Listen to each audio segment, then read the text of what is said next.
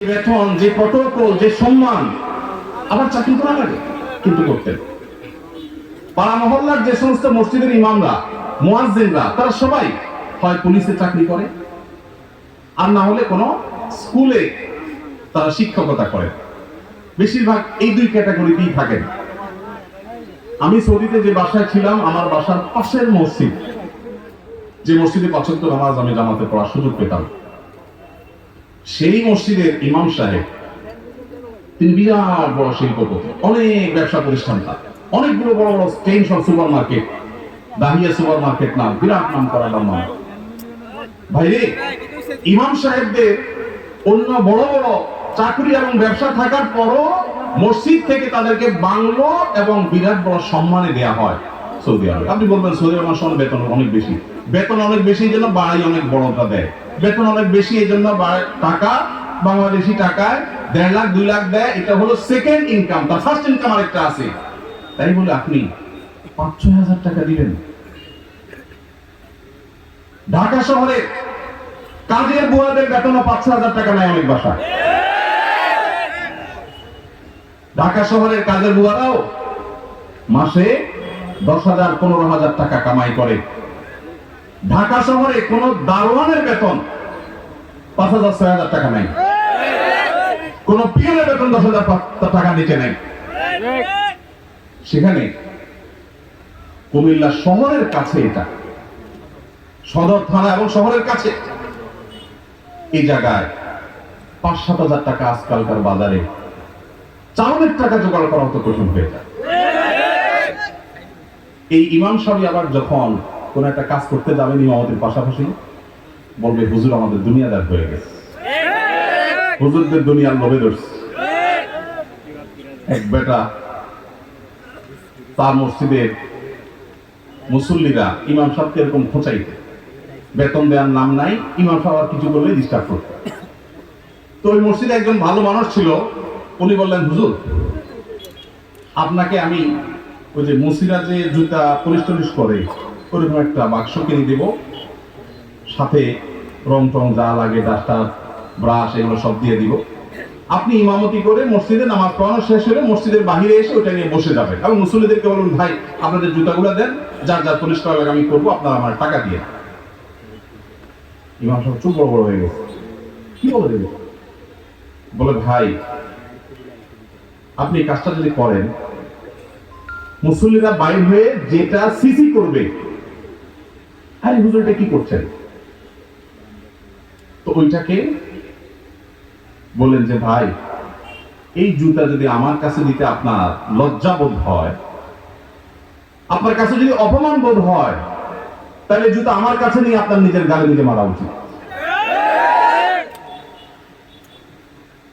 আমি বলছি না যে আক্ষরিক অর্থে ইমাম সাহেবকে ওইটা মারতে তিনি বলেছেন। অনেক আগে ঘটনা কোথাও শুনেছি, সত্য হতে পারে, রূপক হতে পারে, কিন্তু এই গল্প আমাদের শিক্ষা দেয়। আমাদের মসজিদের ইমাম সাহেবদের, মুয়াজ্জিন সাহেবদের সম্মানে আমরা দিতে চাই না, মাহফিল করে বক্তার জন্য মোটা অঙ্কের হাদিয়া দিতে রাখি। আপনারা বলবেন হুজুর আপনিও তো মোটা অঙ্কে নিয়েই যাবেন, ওয়াজ করতেছেন। ভাই আমাকে মোটা দেখ, চিকন দেখ, না দেখ, এটা নিয়ে আমার মাথা ব্যথা নেই, আলহামদুলিল্লাহ। এবং আল্লাহর মেহেরবানিতে এটা আমার কোনো প্রত্যাশাও নাই আল্লাহর ফজলে। কিন্তু মাহফিল আয়োজকদেরকে বলতে চাই, যারা মাহফিল আয়োজন করেন, লক্ষ লক্ষ টাকা যদি মাহফিল পিছনে খরচ করতে পারেন, ইমাম সাহেবদের বেতন কেন ১৫টা হাজার, ২০টা হাজার টাকা হতে পারে না? এই দেশে বিভিন্ন শ্রেণী পেশার মানুষদের বেতনের সর্বনিম্ন স্কেল বা একটা স্কেল ঠিক করে দেওয়া হয়। আমি দাবি করতে চাই আমাদের রাষ্ট্রের উচিত, রাষ্ট্র নিজে ইমাম সাহেবদেরকে মূল্যায়ন করতে না পারলেও মিনিমাম যেন তাদের একটা সমাজে সম্মানজনক ভাবে চলতে পারে, সেজন্য তাদের একটা সম্মানজনক বেতনের স্কেল ঘোষণা করা হোক। আর সমাজের যারা বিবেকবান মানুষ, আল্লাহর হস্তে তারা ইমাম সাহেবদের সম্মান দেওয়া, মর্যাদা দেওয়া শিখবো তো ইনশাআল্লাহ। আপনারা এলাকায় মানুষ যারা আছেন, প্রশ্ন প্রসঙ্গে হয়তো আপনাদের ইমাম সাহেবদের বেতনগুলো আমরা জানতে পারলাম, আপনারা মনে কষ্ট নেবেন না, আপনাদেরকে ছোট করা আমার উদ্দেশ্য না। আমার উদ্দেশ্য হলো আমাদের বিবেকগুলোকে জাগ্রত করা। কোন মসজিদ কমিটির লোকজন যদি এখানে থাকেন, তাহলে আমি আপনাদেরকে বলবো, এমনকি মুসল্লি ভাইরা যারা আছেন তাদেরকে বলবো, মসজিদে গিয়ে এটা নিয়ে দাবি তুলবেন, ইমাম সাহেবের সম্মানজনক বেতন নিশ্চিত করতে হবে ইনশাআল্লাহ। কোন মুসলমান সমাজে এটা হতে পারে না। সৌদি আরবের কথা আমি বলেছি, সৌদি আরবেরটা আমি কাছে থেকে দেখেছি, এই জন্য আমার মনে হয় না পৃথিবীর অন্য কোনো মুসলমান সমাজে মানুষের গড়ে একজন রিক্সাওয়ালাও 10,000 টাকা বেশি ইনকাম করে, সেই সমাজ ইমাম সাহেবের বেতন 4,000 5,000, এটা কোনোদিন গ্রহণযোগ্য হতে পারে না। আপনাদের এই গুলিপাড়ায়, কুমিল্লা, আপনারা যদি সারাদিনে আর কোনো কাজ না, একটা কাজই শুধু করবে, এরকম একজন অশিক্ষিত শিক্ষা বঞ্চিত মানুষকেও নিয়োগ দেন, তারপরেও তো 4-5,000 টাকা পাবেন না, কিভাবে একজন ইমামকে আপনারা 5,000 টাকা বেতন দেন? কোন মসজিদের দায়িত্বশীল ভাইরা আছেন যে আপনারা তওবা করবেন যে ইমাম সাহেবের বেতন 10-এর উপরে উঠাবেন? কেউ আছেন? থাকলে পার্টিকুলার কেউ থাকলে বলেন, কেউ আছেন? সভাপতি সাহেব, সেক্রেটারি সাহেব যদি থাকেন যে আলোচনা করবেন, অন্তত এ ওয়াদা করবেন।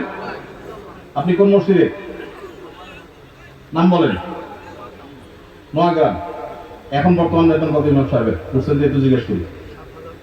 7,000। এখন নিয়োগ করছেন, কত দিবেন? 25 সাল থেকে। 25 সাল মানে এখন তো শুরু হয়ে গেছে। 10-এর প্রস্তাবনা আছে। মাশাআল্লাহ মাশাআল্লাহ। ভাই মসজিদ কোন এলাকা? নোয়াগ্রাম, চৌধুরী বাড়ি। আপনি কি কমিটির? ভাই কমিটি সেক্রেটারি। ওনার মসজিদের ইমাম সাহেবকে ওনারা এই মাস থেকে 10,000 টাকা দেওয়ার নিয়ত করেছেন। ওরা আলহামদুলিল্লাহ। আমরা বলবো 10,000 নয়, যেহেতু এখন একবার বাড়াইছেন ভালো কথা, 6 মাস পরে বা 1 বছরের মাথায় 15,000 টাকা করবেন ইনশাআল্লাহ। যখন ওরা সেটারও নিয়ত করবেন। নোয়াগ্রামের ভাইরা আপনারা দেখে শোনা দেখেন কিন্তু রাগ করেন নাই তো আবার? জাযাকাল্লাহ খাইর। আর কোন কমিটির ভাইরা আছেন যে নিয়ত করবেন, নিয়ত চেঞ্জ করবেন? বলেন দেখি, বলেন। আজকে ভিন্ন কালেকশন হোক, ও কালেকশন হতে বললাম। ভাই কোন মসজিদে বলেন? জি মাশাআল্লাহ, 10,000 রানিং দিচ্ছেন। একটা ভালো উদাহরণ পাওয়া গেল। মাশাআল্লাহ মাশাআল্লাহ, ভালো উদাহরণ আছে। কোন এলাকার? আলমপুর। কিন্তু 10,000 টাকা তো যথেষ্ট না ভাই। কবে নাগাদ আনুমানিক একটা আইডিয়া দেন না? আইডিয়া দেন না। আলাপ করেই তো দিবেন, আপনি তো একা দিবেন না। অন্তত প্রস্তাবনা দিয়ে, যে মাহফিল থেকে হুজুররা প্রস্তাবনা দিছে, অন্তত 15,000-এর ভিতরে রাখেন। 12 থেকে 15 ভিতরে ইনশাআল্লাহ। কবে নাগাদ? আলোচনা সাপেক্ষে। ঠিক আছে। আপনি মসজিদ কমিটির কি? সেক্রেটারি সাহেব। মাশাআল্লাহ, আল্লাহ সেক্রেটারি সাহেবকে তৌফিক দান করুন, বলুন আমিন। একটা ভালো দৃষ্টান্ত। ভাইরা 10,000 দিচ্ছেন, মাশাআল্লাহ, কিন্তু 10,000 যথেষ্ট না ভাই। 10,000 যথেষ্ট হতে পারেন। আল্লাহ তাআলা আমাদেরকে উলামায়ে কেরামের, মসজিদের ইমাম সাহেবদের মূল্যায়ন করার তৌফিক নসিব করুন। আমি ভাই একাধিক মাহফিল এমন ঘটেছে যে মসজিদে গিয়ে ইমাম সাহেবদের বেতন কম, এটা ব্যক্তিগত আলোচনা জানতে পেরেছি। আমি আমার মতো করে কমিটি ভাইদেরকে দাওয়াত দিয়েছি এবং বোঝানোর চেষ্টা করেছি। আমরা মাহফিলের জন্য যদি লাখ লাখ খরচ করতে পারি, কেন ইমাম সাহেবদের দিতে পারবো না? আল্লাহ আমাদেরকে তৌফিক দান করুন। রাসূলের জামানার সাথে আমাদের মসজিদের কার্যক্রমের কোনো পার্থক্য আছে কিনা? ইমামদের কি কি ভূমিকা পালন করা দরকার? রাসূল করিম সাল্লাল্লাহু আলাইহি ওয়াসাল্লামের যুগে তার হাতে গড়া মসজিদগুলো, সাহাবাদের হাতে গড়া মসজিদগুলোর একটা বড় বৈশিষ্ট্য ছিল, সেগুলো শুধু নামাজের ঘর ছিল না, সেটা ছিল কমপ্লিট প্যাকেজের নাম। একটা মুসলিম সমাজে যা যা দরকার তার সব কিছুর আয়োজন মসজিদ থেকে করা হতো। সেখানে দারিদ্র্য বিমোচনের কাজ হতো। কারো পারিবারিক কলহ হলে নবী সাল্লাল্লাহু আলাইহি ওয়াসাল্লামের কাছে আসলে তিনি সেটা মীমাংসা করতেন। এই ঘটনা বহু আছে। কোন মানুষ ক্ষুধার্ত, তিনি এসে নবীর কাছে সাহায্য চেয়েছেন, তার জন্য নবী সাল্লাল্লাহু আলাইহি ওয়াসাল্লাম সাহায্য করেছেন, সেটাও আছে। আমাদের মসজিদগুলো থেকে নবী করিম সাল্লাল্লাহু আলাইহি ওয়াসাল্লামের মতো, সেই মসজিদের মতো আজ বহুমুখী কাজ হয় না। আমরা বেশিরভাগ মসজিদগুলোকে শুধু নামাজের ঘর বানিয়ে সীমাবদ্ধ রেখেছি। আমাদের মসজিদগুলোতে যুবকদের জন্য তেমন কোনো আয়োজন নেই। আমাদের মসজিদগুলোতে শিশুদের জন্য তেমন কোনো আয়োজন নেই। আমি আশ্চর্য হয়েছি ইউরোপের বিভিন্ন মসজিদে দেখে, যে অমুসলিম প্রধান দেশ, আমাদের বাংলাদেশি ভাইরা সেসব মসজিদ বানিয়েছে, কিন্তু সেখানে দেখা গেছে শিশুদের জন্য আলাদা আয়োজন। আপনারা এখানে যারা আছেন, কয়টা মসজিদ আছে বলতে পারবেন যে আমাদের মসজিদে শিশুদের জন্য সুস্থ সংস্কৃতি চর্চা? আমাদের সমাজে মসজিদে বাচ্চাদের জন্য নামাজে আসলে বিনোদনমূলক, তাদের জন্য প্রণোদনামূলক ব্যবস্থা আছে, এরকম ব্যবস্থা আছে কয়টা মসজিদে ভাই? খুব একটা নাই। বরং উল্টা আরো ধমক দেয় বলে। মসজিদে আসলে ধমক দেওয়ার কালচার আছে, বন্ধ করতে হবে এই কালচার।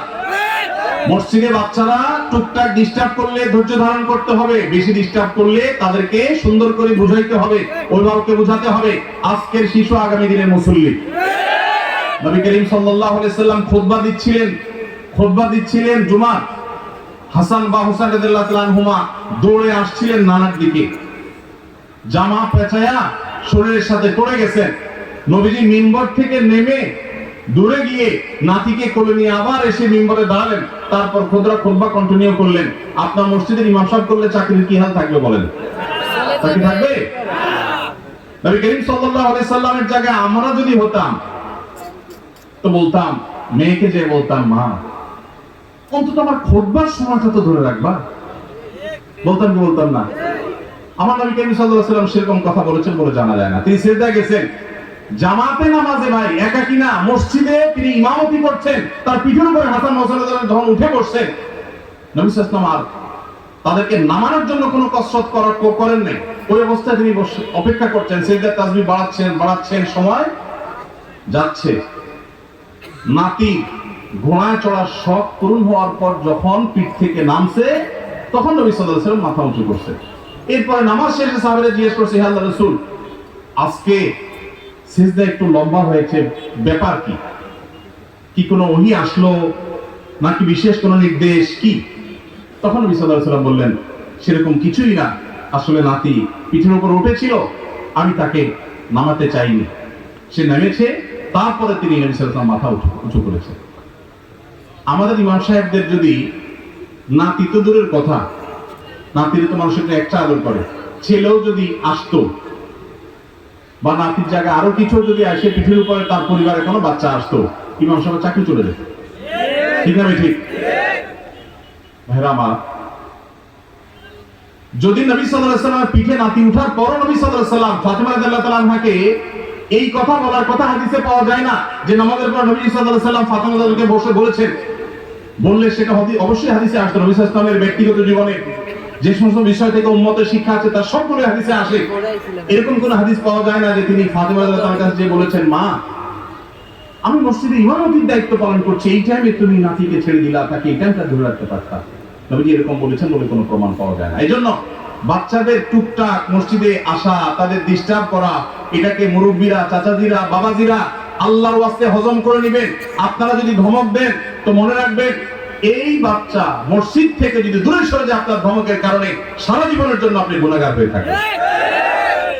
এদেশের একজন প্রথম সারির বড় আলেম, প্রথম 10 জনের একজন হবে, নাম বললে সবাই 100% মানুষ চিনে যাবেন, আমি নাম বলছি না। ওনার ছেলে মদিনা ইউনিভার্সিটিতে তখন পড়ে, আমাকে বলেছিল ব্যক্তিগতভাবে, ভাই আল্লাহ আমাকে আলেম বানিয়েছেন, মাদ্রাসা পড়িয়েছেন, ইউনিভার্সিটিতে পড়ালেখা করে অনার্স করেছি। আমি শৈশবে ছোট জীবনে মসজিদ থেকে ধমক খাইছি এক মুরব্বী, আমি মরণ পর্যন্ত ভুলবো না। আমার মনে কতটা আঘাত সেটা এঁকে দিয়েছে। বহু ধমক জীবনে খেয়েছি, কিন্তু ওই ধমকটা ভুলবো না। মসজিদে গিয়েছি বহুত আবেগ নিয়ে, অনুমতি নিয়ে, একটু দুষ্টামি করেছি, যে ধমক খেয়েছি আমার ভেতরটা কেঁপে উঠছে। আমি চিন্তা করি, আমার জায়গায় একজন সাধারণ মুসলমান যে এতটা ইসলাম বুঝে না, হয়তো স্কুল কলেজে পড়েছে, সে যদি আঘাতটা পাইতো সে হয়তো নাস্তিক হয়ে যেত, সে হয়তো ইসলাম থেকে দূরে সরে যেত। এই জন্য মসজিদ থেকে বাচ্চাদেরকে ধমক দিবেন না। আদর্শ মসজিদের জন্য, বাচ্চাদের জন্য, যুবকদের জন্য, এমনকি মা বোনদের দ্বীনি শিক্ষার জন্য চিন্তা ভাবনা, ফিকির, তাদের জন্য পর্দা, প্রাইভেসি রক্ষা করে কিভাবে তাদেরকে দিনদার বানানো যায়, ফরজ আইনের ইলম শেখানো যায়, সেই ব্যবস্থাপনা থাকতে হবে। মসজিদ থেকে জনসেবামূলক কার্যক্রম থাকতে হবে। জনসেবার জন্য পয়সার দরকার নাই, ইচ্ছা যথেষ্ট। আমি একটা ক্যাম্পেইন শুরু করছি, প্রত্যেক এলাকায় যুবক ভাইরা ইমাম সাহেবদের নেতৃত্বে এলাকা পরিচ্ছন্নতা অভিযান নেমে যান।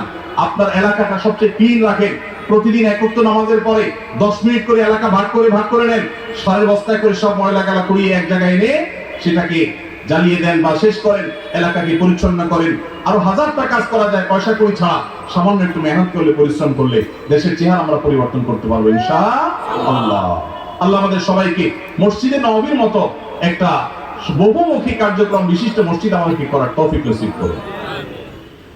আমাদের পরিবারে অনেক সময় অনেক বড় রোগে আক্রান্ত হন। আমাদের পরিবারে অনেকে অনেক সময় বড় রোগে আক্রান্ত হন, যেমন cancer, brain tumour, liver cirrhosis ইত্যাদি।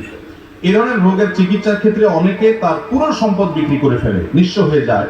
শরীর দৃষ্টিকোণ থেকে কতটুকু সম্পদ ব্যয় করা উচিত এবং ইসলামের নির্দেশনা কি? যদি আল্লাহ না করুন কেউ দুরারোগ্য ব্যাধিতে আক্রান্ত হন, তার চিকিৎসায় লক্ষ লক্ষ টাকার দরকার হয়, তার জমি জমা বিক্রি করা লাগে, প্রশ্নকর্তা ভাই জানার বিষয় হলো তার টোটাল অ্যাসেট থেকে কত পার্সেন্ট তার নিজের ট্রিটমেন্টে খরচ করা যাবে? এর উত্তর হলো এর কোনো পার্সেন্টেজ শরীয়ত ঠিক করে দেয় নাই। তার ট্রিটমেন্টের জন্য যদি তার টোটাল সম্পদ বিক্রি করা লাগে, সেটা বিক্রি করার অধিকার ইসলাম তাকে পরিপূর্ণভাবে দিয়েছে। মানুষের সম্পদের ক্ষেত্রে শরীয়ত তাকে এতটা স্বাধীনতা দিয়েছে যে তার সম্পদ কি করবে না করবে এক্ষেত্রে কারোর সেখানে কোনো নাক গলাবার অধিকার। সন্তানদের এটা বলার অধিকার নাই যে বাবা তুমি নিজের চিকিৎসায় সব খরচ করবে, আমরা কি করবো, এটা বলার অধিকার নাই। অনেক কুলাঙ্গার সন্তান আছে, বাবার এরকম সিরিয়াস পর্যায়ে হয়ে গেলে জমি বিক্রি করতে দেয় না, বরং বাধা দেয়। আছে না? মনে রাখবেন, বাপদাদার সম্পদ দিয়ে মানুষ ধনী হয় না, হলেও সেটা সাস্টেইন করে না, টেকসই হয় না। মানুষ নিজস্ব চেষ্টায় আল্লাহর অনুগ্রহে ধনী হয়।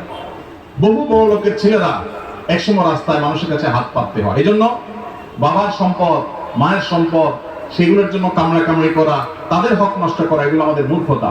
তবে হ্যাঁ, কেউ যদি মনে করেন যে দুরারোগ্য ব্যাধিতে আমি আক্রান্ত হয়েছি, এখানে ট্রিটমেন্ট করে আসলে লাভ হবে না, ডাক্তারদের অ্যাসেসমেন্ট অনুযায়ী মৃত্যুই নিশ্চিত এবং জটিল পরিস্থিতি, তাহলে সেক্ষেত্রে আমার বাচ্চারা তারা অসহায় হয়ে যাওয়ার চাইতে আমি সুন্নত হিসাবে ট্রিটমেন্ট করি, কিন্তু খুব বেশি অ্যাগ্রেসিভলি ট্রিটমেন্টের জন্য খরচ করবো না। এটা যদি কেউ সিদ্ধান্ত নেয় তো সেই এখতিয়ারও শরীয়ত ওই ব্যক্তিকে দিয়েছে, অবস্থা বুঝে তিনি ডিসিশন নেবেন। এরপরে প্রশ্ন, আমার বড় ভাইয়ের বউ বা আমার ভাবি পরকিয়া করেছেন 5 বছর ধরে, জানতে পেরেছে এবং পরকিয়ার মাধ্যমে একটা বাচ্চাও হয়েছে। এখন করণীয় কি?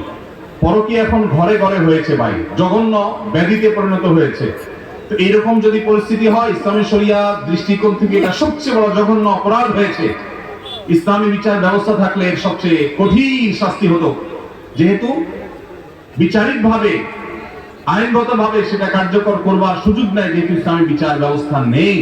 এই জন্য এটার বিচারের ভার কোন এলাকার কোন মোড়ল মাতবর কেউ নিজের হাতে নেওয়ার অধিকার কারো নাই, সুযোগ নাই, খবরদার। তবে এরকম পাপিষ্ঠ তার সাথে সংসার করার বিষয়ে যদি সে চরিত্রহীন এটা সাব্যস্ত হয়, তার চরিত্র সংশোধনের আশা না থাকে, তাহলে তাকে ডিভোর্স দিয়ে ভিন্ন কোন চিন্তা তার স্বামী করতে হবে। আর যদি তিনি তার কৃতকর্মের জন্য অনুতপ্ত হয়ে আল্লাহর কাছে মাপ চান, যেহেতু ইসলাম বিচার ব্যবস্থা নাই, সেহেতু তার শাস্তি কার্যকর করবার উপায় নাই, কিন্তু তিনি তওবা করলে আল্লাহ তাআলা চাইলে মাফও করতে পারেন। এটা একান্ত তাদের বিষয়, আল্লাহর বিষয়। দোয়া কবুল হওয়ার জন্য মহান আল্লাহ তাআলার কাছে কিভাবে দোয়া করতে হবে? দোয়া কবুল হওয়ার জন্য প্রথম শর্ত হলো হালাল উপার্জন থাকা। হারাম উপার্জনকারী ব্যক্তির দোয়া কবুল হয় না। চুরি করে, ডাকাতি করে, টিন চুরি, গম চুরি করে, এরপরে মক্কা শরীফ গিয়ে 2 হাত তুলে আল্লাহর কাছে চোখের পানি ফেলে দোয়া করছেন, হাদিস বলছে দোয়া কবুল হবে না। দোয়া কবুল হবে না। নবী করিম সাল্লাল্লাহু আলাইহি ওয়াসাল্লাম পরিষ্কার হাদিস আছে, অনেক দূর থেকে এলোমেলো চুল নিয়ে, ধুলোমলিন শরীর নিয়ে কেউ যদি কাবার চারপাশে হাত তুলে দোয়া করে, আন্না ইস্তাজাবু লিযালিক, কিভাবে তার দোয়া কবুল হবে? নবীজি বলেছেন, কারণ দেহ, তার শরীর, তার সম্পদ হারাম দ্বারা গঠিত হয়েছে। এই জন্য দোয়া কবুলের জন্য প্রথম শর্ত হলো হালাল উপার্জন থাকা। কেউ যদি আগে হারাম উপার্জন করে থাকেন, এখন তওবা করবেন, মানুষের হক মেরেছেন, এখন ফেরত দিবেন, তারপরে আল্লাহর কাছে দোয়া করবেন, ইনশাআল্লাহ দোয়া কবুল হবে। দোয়া কবুলের দ্বিতীয় শর্ত হলো অন্তরের অন্তঃস্থল থেকে কায় মনোবাক্যে দোয়া করবেন, অন্য মনস্ক হয়ে না, দায় সারা ভাবে না, মনোযোগ দিয়ে দোয়া করবেন। দোয়া কবুলের জন্য আরেকটা গুরুত্বপূর্ণ শর্ত হলো হালাল বিষয়ে দোয়া করবেন। হারাম জিনিস আল্লাহর কাছে চাইবেন না, 2 নম্বর জিনিস আল্লাহর কাছে চাইবেন না। অবৈধ সম্পর্ক করার, কারোর সাথে অবৈধ রিলেশন করার, হারাম সম্পর্ক করার জন্য আল্লাহর কাছে দোয়া করবেন, এটা অবৈধ দোয়া, নাজায়েজ দোয়া, এটা করা জায়েজ নাই। বৈধ দোয়া করবেন, নেক দোয়া করবেন, ইনশাআল্লাহ আশা করা যায় আল্লাহ তাআলা দোয়া কবুল করবেন। দোয়ার ক্ষেত্রে আল্লাহর প্রশংসা, নবীজির প্রতি দুরূদ প্রেরণ, এরপরে আপনি যে কোনো চাওয়া পেশ করবেন, বৈধ চাওয়া। এবং দোয়া করার পর কবুল হচ্ছে না করার জন্য হুলস্থুল করবেন না। এই শর্তগুলো মেনে চললে কোরআন এবং হাদিসের আলোকে আশা করা যায় দোয়া কবুল হবে ইনশাআল্লাহ। দোয়া কবুলের বেশ অনেকগুলো স্থান আছে, ইনশাআল্লাহ অন্য কোনো মাহফিলে এটার উপর আলোচনা করতে হবে। এটা নিয়ে আমার একটা সংকলন আছে, দোয়া কবুলের 33টা জায়গা আছে, স্থান আছে, সময় আছে। সেগুলো কি কি একটা আলাদা আলোচনা ইনশাআল্লাহ আমরা বলবো। এটা নিয়ে বহু আগে আমার একটা বক্তব্য আছে অনলাইনে, কারো প্রয়োজন হলে শুনে নিতে পারেন। হালাল ভাবে সুদঘোষহীন ভাবে রিজিকের ব্যবস্থা কিভাবে করতে পারবো? হালাল ভাবে সুদঘোষহীন ভাবে একেবারে কোনো ঝামেলা ছাড়া আপনার মাসে মাসে অ্যাকাউন্টে টাকা চলে আসবে, এইরকম অটোমেটিক ইনকাম করার কোনো দোয়া, কোনো আমল আমার জানা নাই। আমি কি বুঝতে পারছি? অনেক যুবক ভাইরা আছে বলে সব হারাম আর হারাম যাবতীয়, হুজুরকে দোয়াটা শিখাই দেন, আল্লাহ করে দেয়। অনেকে আছে ঋণগ্রস্ত, দোয়া চান, চিরকুট লিখে দেন, হুজুর ঋণ মুক্তির আমল শিখাই দেন। পার্সোনাল যদি জিজ্ঞেস করা যায় জমি জমা আছে কিনা, বলে হ্যাঁ আছে আলহামদুলিল্লাহ। তো সেটা বিক্রি করে ঋণ দেন না কেন? জমি বেশি করে ঋণ দেয়। মানে আপনি দোয়া শিখাই দেন, আমার জমি আমার থাকুক, ব্যাংকের টাকা থাকুক, আল্লাহ উপর থেকে একটা বস্তা পাঠাবে। এটা কোনো দোয়ার পদ্ধতি হতে পারে না। যে সমস্ত ভাইরা হালাল উপার্জনের কোনো পথ খুঁজে পাচ্ছেন না, তাদেরকে প্রথমেই বলবো একটা কাজ করেন, অভাব দূর হয়ে যাবে। সেটা হলো ভাব ছেড়ে দেন। কি ছাড়তে বলছি? ভাব। ভাব ছেড়ে দিলে অভাব দূর হয়ে যাবে।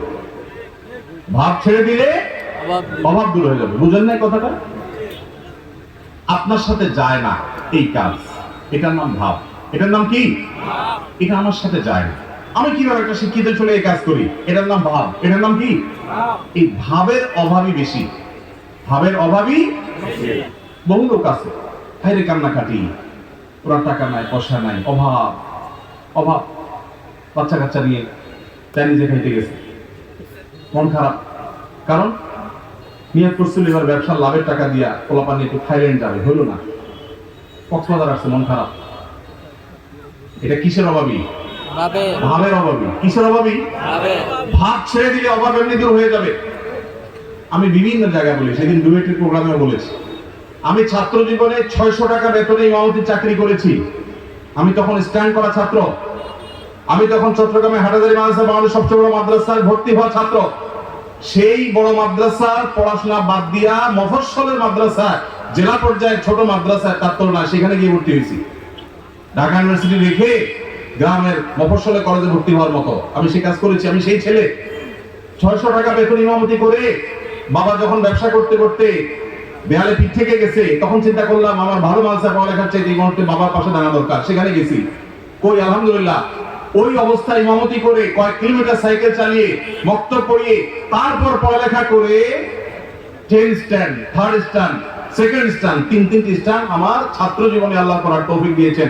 এবং এই সব বরকত আল্লাহ তাআলা ওই সময় দিয়েছেন যখন আমি স্ট্রাগল করি, যশোর যুব প্রশিক্ষণ কেন্দ্রে ইমামতি করি। 4টি বছর, একদিন দুদিন না। এখন যুবকরা বলে যে অভাব কিভাবে দূর করব? আমের সিজনে 10 কেজি আম নিয়ে বসে যান। 10 কেজি আমের দাম কত? আত্মীয় স্বজন বন্ধু বান্ধব চাইলে অনেকের কাছ থেকে পেয়ে যাবে। 5 টাকা 10 টাকা করে লাভ করেন, 11 কেজি টাকা হয়ে যাবে। এরপর 11 কেজি নিয়ে বসেন, আস্তে আস্তে সামনে বাড়েন। যুবকরা এখন চাকর হইতে চায়, উদ্যোক্তা হতে চায় না। আসুন্নাহ ফাউন্ডেশন আপনাদেরকে উদ্যোক্তা বানাতে চায় ইনশাআল্লাহ। আমরা একটা সার্কুলার দিয়েছিলাম কিছুদিন আগে। আমাদের কাছে এমনি সাহায্যের জন্য আসা লোকের অভাব নেই।